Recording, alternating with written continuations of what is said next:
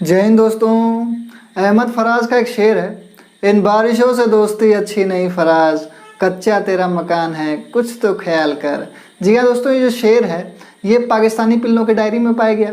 जब उनको धड़ धड़ के हिंदुस्तानी फौज पकड़ के जोत रही थी तब उनकी उस समय की मानसिक स्थिति को ये दर्शा रहा था कि वो कितनी तरह से उनका फट के फ्लावर हो रखा है। लेकिन first time in the history ऐसा हुआ था जब दो परमाणु संपन्न देश आमने सामने आके लड़ाई किए थे, और वो दो देश थे हिंदुस्तान और पाकिस्तान। क्योंकि ये पूरा का पूरा लड़ाई कारगिल क्षेत्र में लड़ी गई थी, इसलिए इसका नाम दिया गया द कारगिल वॉर।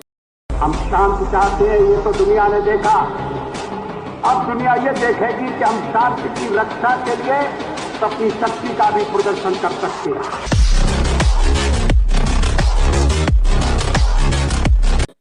फरवरी का महीना था, साल था 1999, जब देश को अटल बिहारी वाजपेयी के रूप में एक बहुत ही बेहतरीन प्रधानमंत्री मिलते हैं। उनकी सोच काफ़ी खुली थी कि बहुत दुश्मनी हो चुकी, एक मौका तो दोस्ती को भी मिलना चाहिए। लेकिन वो शायद भूल गए थे कि लौंडिया की हंसी, कुत्ते की खामोशी और पाकिस्तान की दोस्ती पर कभी भरोसा नहीं किया करते।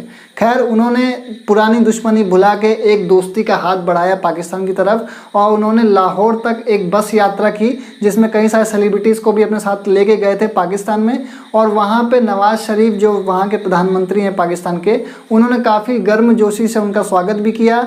तोपों की सलामी भी मिली, पर जिस तोपों की सलामी उनको मिली थी, कौन जानता था कि आने वाले कुछ महीनों में हमारे देश के फौजियों के सीने में जाके गिरेगा वो यहाँ पे। लेकिन इसी शांति समझौते के बीच में एक इंसान ऐसा था जो नहीं चाहता था कि हिंदुस्तान और पाकिस्तान के बीच में दोस्ती हो। जैसे कि बीमारी होती है तो पहले लक्षण दिखाई देते हैं, वैसे ही फरवरी में इसका पूछ के लक्षण दिखाई दे दिए।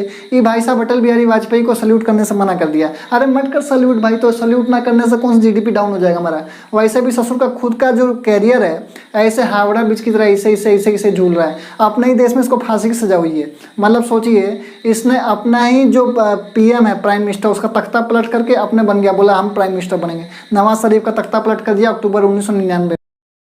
अब कारगिल वॉर के रीजंस को समझने के लिए हमको हिस्टोरिकल और ज्योग्राफिकल बैकग्राउंड दोनों समझना पड़ेगा। देखिए, ज्योग्राफी क्या बोलती है, ये है एलओसी, और एलओसी से जस्ट सटा हुआ है कारगिल। एलओसी कहानी को समझिए। 1971 के बीच में जब इंडिया पाकिस्तान के बीच में जंग हुई थी तो उसमें जीता तो इंडिया था, लेकिन रिकॉर्ड कायम हो गया पाकिस्तान के, और वो भी से छोटा मोटा रिकॉर्ड नहीं, Guinness book of world record में नाम हुआ था। छोटा मोटा आर्मी समझे पाकिस्तान को, है? अरे 93,000 सैनिक हमारे सामने घुटने टेक दिए थे भाई। मतलब पिटा तो क्या हुआ जी, Guinness book of world record में नाम है ना, वो बड़ी बात है। अब 1971 में असल में क्या था, इन्होंने अंडर एस्टिमेट कर दिया इंदिरा गांधी को कि लड़की जात है, लड़कियां तो पाँव की जूती होती हैं, क्या करोगी, क्या कर लोगी, मुंह की खाओगी मुंह की। और उसी इंदिरा गांधी ने इनके 93,000 सैनिकों को अपनी जूती पे ला गिरा दिया, पूर्वी पाकिस्तान तोड़ के इनको बांग्लादेश कर दिया।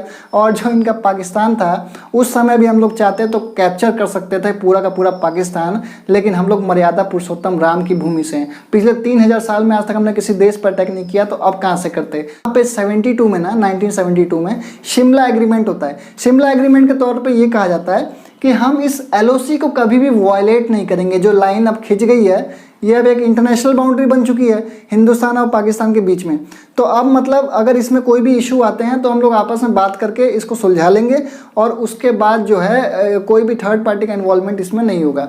तो एलओसी कहानी आपको समझ में आ गई, बहुत बढ़िया। अब इसी बात पाकिस्तान चौचिया गया, बोला अरे बाप रे बाप, जब एलओसी इंटरनेशनल बाउंड्री बन गई है तो कश्मीर कैसे हथियाएंगे। मतलब इन ससुरों का जो ख्वाब है कश्मीर लेने का, वो अभी तक गया नहीं। इनका खुद का पाकिस्तान से संभलता नहीं है। आधे से ज़्यादा भाग तो चाइना गिरवी दे रखा है, और बचा खुचा भाग जो है वो तहरीक तालिबान कूद रहा है उस पर, अफगान जलेबी पे डांस करता है और बोलता है कि पाकिस्तान हम चलाएंगे। तो पाकिस्तान से संभल नहीं रहा है, इन ससुरों को कश्मीर चाहिए। गलती पेंसिल से मिटाई जा सकती है, पेन से नहीं। और बेटा तुम हमसे कश्मीर ले जाओ, अभी तुम्हारी इतनी औकात नहीं। अब उसके बाद पाकिस्तान ने नया गेम खेला, उसने सियाचिन ग्लेशियर पे कब्जा जमाना शुरू कर दिया। देखिए, सियाचिन ग्लेशियर का अगर आप ज्योग्राफी देखेंगे ना, तो अक्साई चीन और पीओके के बीच में डायरेक्ट कनेक्टिविटी का काम करता है, ये बहुत बड़ा है। लेकिन सियाचिन ग्लेशियर की प्रॉब्लम क्या है, इस पर तापमान होता है -50 डिग्री सेंटीग्रेड, बहुत ज़्यादा ठंड होती है। तो हम जो नॉर्मल कपड़े जैकेट्स वगैरह पहनते हैं उस कपड़ों से काम नहीं चल सकता था। उसके लिए एक स्पेशलाइज्ड कपड़े होते हैं जो कि यूरोप वगैरह में बनते हैं, तो वो चाहिए था। अब पाकिस्तान वाले धीमे धीमे इस पर कब्जा करना शुरू किए। अब हिंदुस्तानी फौज को जब पता चला तो हमारे पास वो कपड़े ही नहीं थे, हमारे पास वो इक्विपमेंट ही नहीं थे जिससे कि हम जाके यहाँ पे लड़ सकें। लेकिन भारतीय फौज के पास सिर्फ एक ही चीज़ थी, वो था उनका जज्बा। उन्होंने कहा कि हमारे लहू में इतनी गर्मी है कि अपनी माँ की आन की रक्षा कर सकते हैं, और वो नॉर्मल कपड़ों में ही चल गए, जिससे उनको काफ़ी कैजुअलिटीज़ भी हुई थी। लेकिन 1984 में ऑपरेशन मेघदूत के तहत उन्होंने इन सारे पाकिस्तानियों को खदेड़ दिया और सियाचिन ग्लेशियर पे कब्जा जमा लिया, और तब से अब तक हमारा उस पर कब्जा है। तो एक तो ये हो गया। उसके बाद यहाँ से भी बेचारे वो मुंह चोखा करके चले गए। अब तीसरा रीज़न था, वो था न्यूक्लियर टेस्ट। देखिए 1998 में इंडिया एक सक्सेसफुल न्यूक्लियर नेशन बन चुका था, क्योंकि हमको एक गोल्डन प्राइम मिनिस्टर मिल चुके थे अटल बिहारी वाजपेयी सर के रूप में। देखिए इंदिरा गांधी के बाद किसी प्राइम मिनिस्टर में इतने गट्स नहीं थे कि मतलब वो न्यूक्लियर टेस्ट को परफॉर्म कर दे, क्योंकि अमेरिका का प्रेशर था और अपनी गद्दी बचानी थी, अपनी कुर्सी बचानी थी। लेकिन उन्होंने अपनी कुर्सी की परवाह नहीं की और अपने इंडिया को एक न्यूक्लियर नेशन बना दिया। और सही बात है कि उन्होंने अपनी कुर्सी की परवाह उस समय की होती तो आज मंच पे कोई भी टीचर या कोई भी इंजीनियर खुलेआम किसी नेता की तारीफ नहीं कर रहा होता। इतना जबरदस्त प्राइम मिनिस्टर थे हमारे अटल बिहारी वाजपेयी। और ये कोई दो राय नहीं है कि आज अगर इंडिया एक न्यूक्लियर नेशन नहीं होता तो हमारे हाथ से लद्दाख भी चलाता, हमारे हाथ से कश्मीर चलाता, और क्या क्या हमारे हाथ से चलाता है, ये सब अरुणाचल वगैरह सब चीन लेके चलाता है न्यूक्लियर बम का एक करके। हम ज़्यादातर क्या कर लेते, हम चले जाते यूएनओ में कि भैया हमारा देखो हमारा ज़मीन कब्जा कर लिया। तो यूएनओ वाला क्या बोलता है, ठीक है तुम अपना कथा होता बाँच लिए, अब निकलो यहाँ से। वो कभी आज तक कश्मीर के मुद्दे में नहीं आया, कभी छत्तीसगढ़ के नक्सली मुद्दे में नहीं आया, कभी इंडिया पाकिस्तान के इंटरनल डिस्प्यूट्स में नहीं आया, इजराइल पैलेस्टीन के इशू में नहीं आया, ईरान इराक के युद्ध में नहीं आया, अजरबैजान आर्मेनिया के युद्ध में नहीं आया। मतलब क्या बना किस लिए सलाम को समझ में नहीं आई आज तक, यूएन बना किस लिए। तो यूएन से तो मतलब उम्मीद करना एकदम बेकार है। तो ओवरऑल आपने बैकग्राउंड को समझा। अब बात करते हैं कारगिल वॉर की। देखिए कारगिल वॉर में सबसे इंपॉर्टेंट कड़ी जो है वो है नेशनल हाईवे 1D।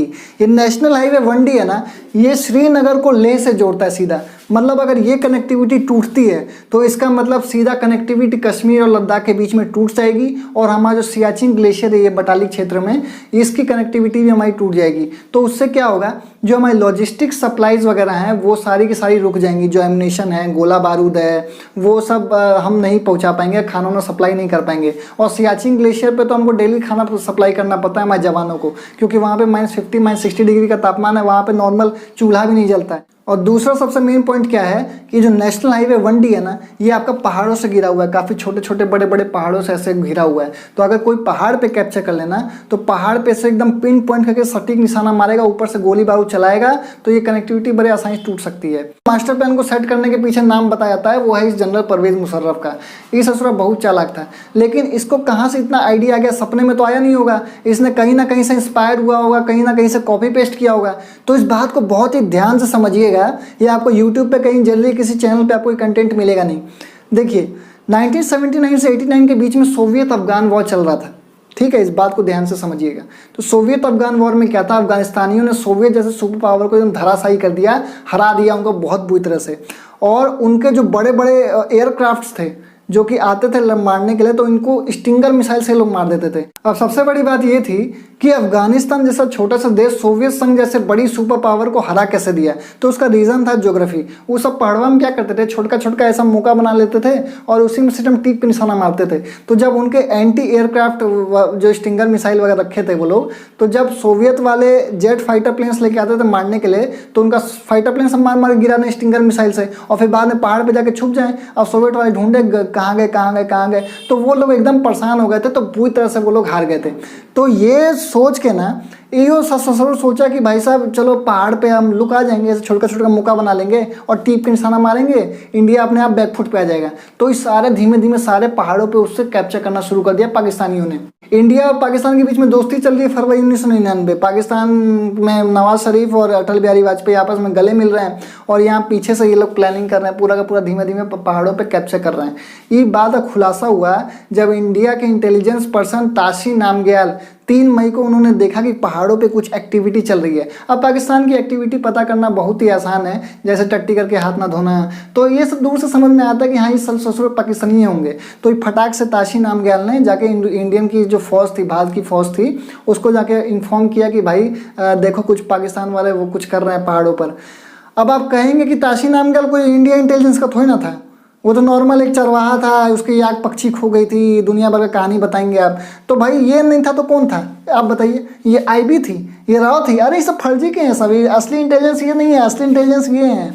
ये ससुर इनका तो सरकारी नौकरी लग गई ना, तो उसके बाद बस इनका काम खत्म हो गया, सरकारी नौकरी लग गई ना। अब उसके बाद जो बीवी है उसी गोद में बैठ के गाना गाना है, सोनू मेरी डार्लिंग जाने मेरी जाने मन, यही इनका काम है। इनकी इंटेलिजेंस की फेलियर की वजह से ये था कि ये सारा का सारा पहाड़ पे पाकिस्तानियों ने पूरा का पूरा ऑक्यूपाई कर लिया, बुरी तरह से ऑक्यूपाई कर लिया। ठीक है हम लोग जंग जीत गए, पर जो हमारी जो इंडिया की जो फौज है, जो हमारे जवान शहीद हुए हैं, उनकी भरपाई कौन करेगा। अब 3 मई को खबर मिली और 9 मई को तो भाई साहब बवाल हो गया। जो कारगिल का मेन एम्युनिशन डिपो था जहाँ पे गोला बारूद वगैरह रखते हैं, इन्होंने उसी को उड़ा दिया। एक झटके में भारत को 100 करोड़ का नुकसान हो गया। अब जब तक भारत इस चीज़ से संभलता ना, तब तक इन्होंने मेजर 4 क्षेत्र कारगिल में ऑक्यूपाई कर लिए थे। कौन कौन से? मस्को, काक्सर, द्रास और आपका बैटालिक। लेकिन जो मेजर लड़ाई थी ना, वो द्रास में थी। अब भारत के सामने सबसे बड़ी दिक्कत थी कि हम इस पहाड़ों को रिकैप्चर कैसे करें। अगर नीचे से हम लोग जाते हैं, चढ़ाई करते हैं, तो ऊपर से सब गुफा उफा बना रखे थे पहाड़ में, कहाँ बना रखे थे मालूम है नहीं, इतना छोटका छोटका मौका बना रखे थे, उसी में टीप के निशाना मारते थे एकदम पिन पॉइंट करके। तो मतलब नीचे चढ़ाई करना मतलब मौत को दावत देना। और हमारा अगर एयरफोर्स जाता था यहाँ पे लोकेट करने के लिए कि कहाँ बंकर है कहाँ नहीं है, तो पीछे से कौन स्टिंगर मिसाइल मार दे, कुछ मालूम नहीं पता था, कभी यहाँ से आ जाए कभी यहाँ से आ जाए स्टिंगर मिसाइल, और मार के कहाँ खदेड़ दें, खत्म है नहीं। तो स्टिंगर मिसाइल ही बहुत इंपॉर्टेंट रोल अपनाया था सोवियत अफगान वॉर में। जो सोवियत के बड़े बड़े एयरक्राफ्ट थे उनको स्टिंगर मिसाइल मार मार के सब गिरा देते थे।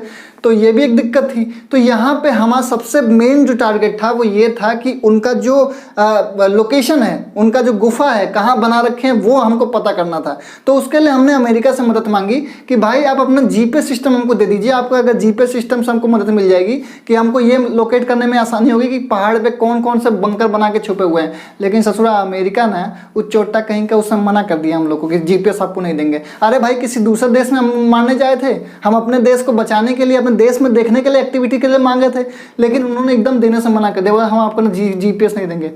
भारत ने चीज़ से सबक सीखा और उसके बाद हमने अपना खुद का जीपीएस बना के दे दिया, क्योंकि बहुत ही मुश्किल है उस देश को रोकना जिसको ठोकरों ने चलना सिखाया है। अरे भाई साहब आप क्या बात करेंगे इंडिया के सामने। आज हमारा खुद का अपना जीपीएस सिस्टम है, Indian regional navigation satellite system, IRNSS। उस समय सही मायनों में किसी ने साथ दिया तो वो था इजराइल। इजराइल उस समय हमारा कोई बहुत अच्छा दोस्त भी नहीं था, लेकिन उसने फिर भी हमारा सपोर्ट किया। उसने सबसे इंपॉर्टेंट चीज़ दी हमको, वो था ड्रोन्स और night surveillance camera, ammunitions, laser guided missiles वगैरह दिए।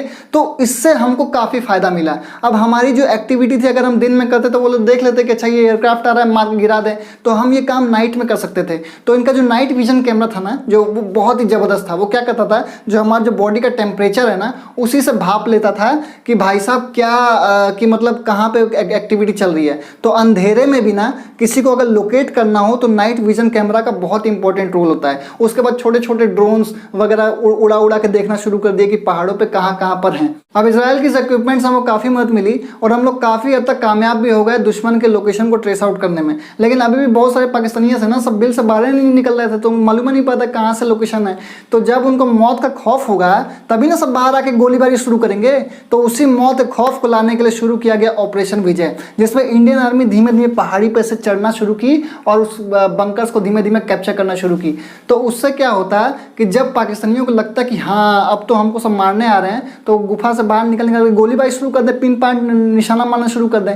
और जैसे ही बाहर गोलीबारी शुरू करे तो तब समझ में आता था अच्छा यहाँ से गोलीबारी चल रही है। तब इंडियन एयरफोर्स, इससे पहले कि वो इंडियन आर्मी को गोली मारते हैं, इंडियन एयरफोर्स वाले इनको ठोक किनारे कर दिए। अब इंडियन आर्मी और इंडियन एयरफोर्स का कॉम्बिनेशन बहुत तगड़ा हो गया था। इंडियन आर्मी का ऑपरेशन था ऑपरेशन विजय और इंडियन एयरफोर्स का जो ऑपरेशन था उसका नाम था ऑपरेशन सफ़ेद सागर। अब इंडियन एयरफोर्स ने यहाँ जलवा बिछा दिया तो नेवी वाला बोला अरे सुनिए हम को मौका मिलेगा। तो नेवी वाले बोले हाँ हाँ बिल्कुल मिलेगा। तो जो नेवी वाले थे ना वो सारा सीधा अरब सागर में घुस गए। ये पाकिस्तान ने ब्लॉकेड लगा दिया, पूरा का पूरा ब्लॉकेड लगा दिया। किसी भी शिप को, पाकिस्तान के शिप को निकलने ही नहीं दिया वहाँ से। जैसे कोई निकलता था धड़ से बगल में कोनो मिसाइल गिरा दे धरने से, तो वो सब एकदम डर के मारे वहीं बैठ गए, हम नहीं जाएंगे हम नहीं जाएंगे, वो सब इंडिया वाले मार देंगे सब। तो वहाँ पे बाद में खुलासा भी हुआ था, इस बात को कन्फर्म भी किया गया था कि उनके पास इस कारगिल वॉर के बाद मात्र 6 दिन का तेल बचा हुआ था, उसके बाद उनका कुछ बचा ही नहीं था। तो यहाँ पे इंडियन नेवी का भी बहुत ही इंपॉर्टेंट रोल है ऑपरेशन तलवार में। अब ऑपरेशन विजय को थोड़ा डीप में समझते हैं। देखिए, पाकिस्तानियों ने ना 140 से ज़्यादा पोस्ट पे हमारे कैप्चर कर लिया था। तो हमारा इंडियन आर्मी का काम क्या था, धीमे से पहाड़ियों पर चढ़ के एक एक करके इन सारे पहाड़ियों को ऑक्यूपाई करना था, ठीक है। तो उसमें जो मेजर बवाल था वो था द्रास सेक्टर में। द्रास सेक्टर में देखिए, टोलोनिंग की पहाड़ी पर चढ़ के फिर टोलोनिंग की पहाड़ी से आगे आगे छोटी छोटी जो चोटियाँ हैं, इन सब का नाम दे दिया गया था छोटी छोटी चोटियों का, जैसे 0.5140, 0.5160, 0.4875, जिसको बत्रा टॉप भी कहते हैं। तो ये करते हुए सारे कैप्चर करते हुए टाइगर हिल्स पे हमको कैप्चर करना था। टाइगर हिल्स क्यों? क्योंकि पाकिस्तान के जो नॉर्दर्न लाइट इन्फेंट्री है उसका जो मेन बेस कैंप था वो था टाइगर हिल्स। तो हमको यहाँ पे फाइनली कैप्चर करना था पूरा। तो ये जितना आसान हमको लग रहा है उतना आसान था नहीं, क्योंकि टोलोनी हिल की जो ऊंचाई थी वो था 16,000 फीट की ऊंचाई थी, और हमको चढ़ना था नीचे से ऊपर की तरफ। और जब हम नीचे से ऊपर की तरफ जा रहे थे तो ससुरा कोई इधर से गोली मार दे, कोनो इधर से गोली मार दे, मालूम नहीं पड़ा था। क्योंकि जो पाकिस्तान की जो आर्मी थी वो तो हाइट पे थी ना, पहाड़ियों पे गुफा में छुपी हुई थी। तो वो कहीं छोटा छोटा मौका बना के एकदम टीप के निशाना मार दे और हम लोग को मालूम नहीं चले गोली कहाँ चली, यहाँ से कहाँ चल रही है।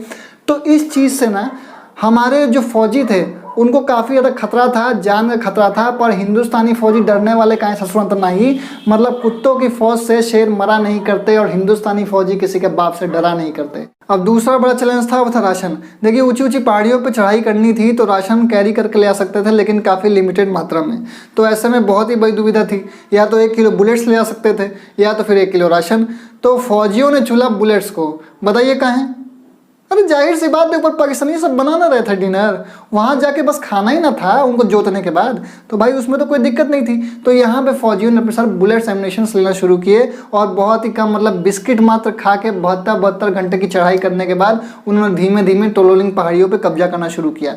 अब इस ऑपरेशन में बेसिकली 3 टीम्स तैयार की जाती हैं, अर्जुन, भीम और अभिमन्यु। एक का काम होता है फ्रंट अटैक करना, एक का काम होता है बैक अटैक करना, और एक का काम होता है कवर फायर देना, मतलब प्रोटेक्शन देना।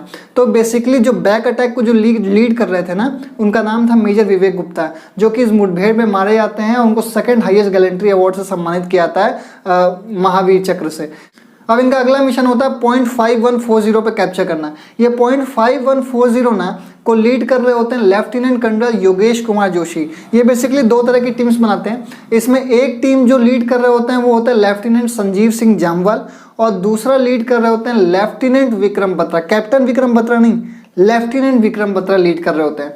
तो जो सक्सेस सिग्नल दोनों अपना अपना चूज करते हैं, लेफ्टिनेंट विक्रम बत्रा चूज करते हैं ये दिल मांगे मोह, जो आप पेप्सी का ऐड वगैरह देख चुके हैं, बहुत जानते हैं, लेकिन इसका जो असली मायने है वो कैप्टन विक्रम बत्रा ने दिया था।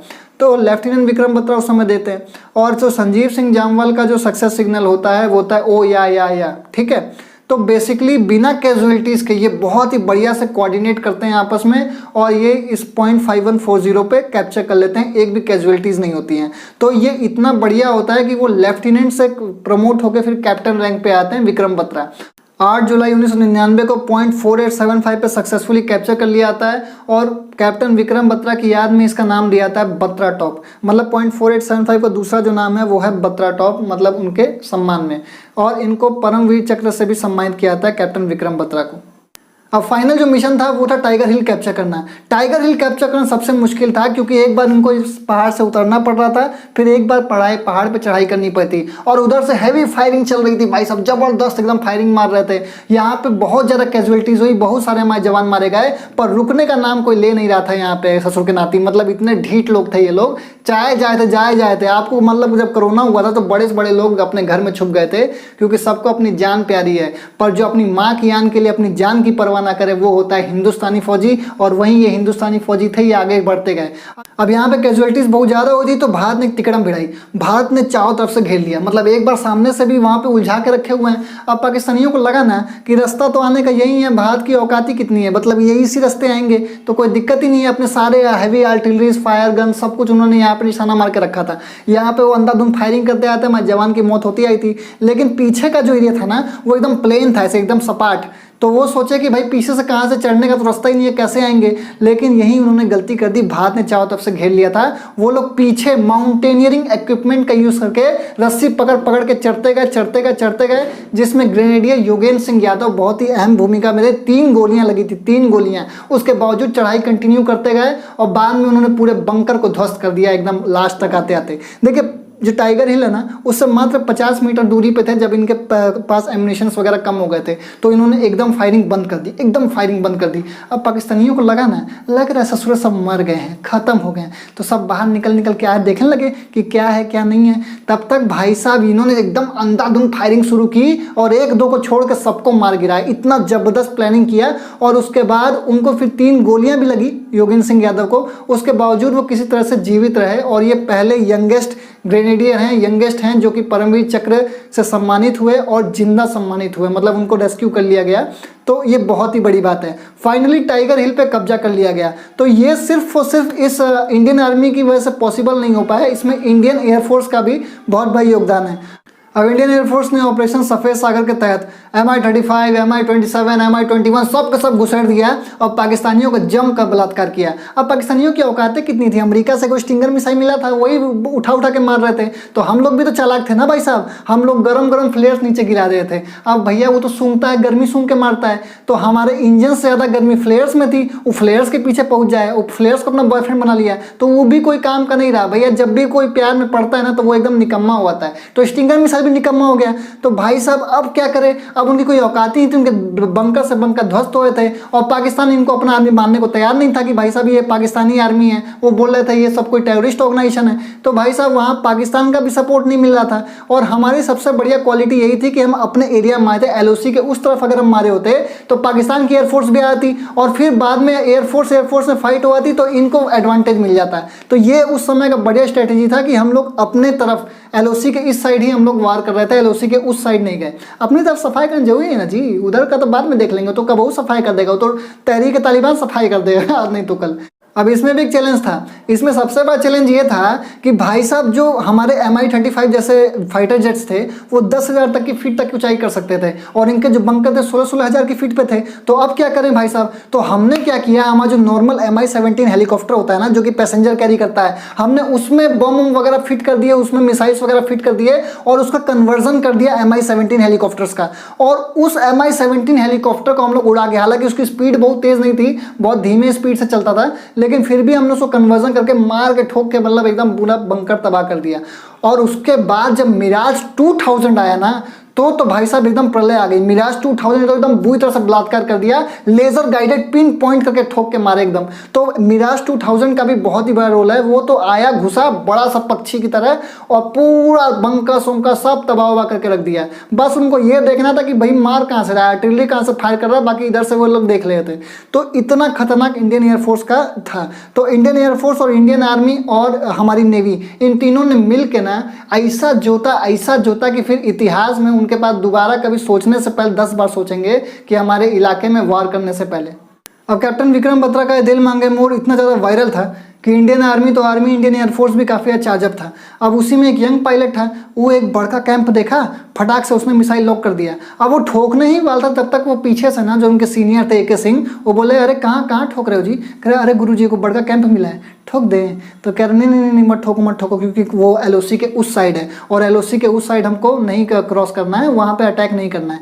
तो यहाँ दिल्ली से सख्त आदेश थे और उसी कैंप में ना जनरल परवेज मुशर्रफ और ये नवाज शरीफ आपस में बैठ के मीटिंग कर रहे थे। सोचिए उस समय यंग पायलट अगर ठोक दिया होता तो वो पूरे दुनिया उदिया जाते। अरे हम उधर होते ना तो हम तो उड़ाई दिए होते, सस्पेंड ना ही एकदम उत्पात मचल है बुरी तरह से।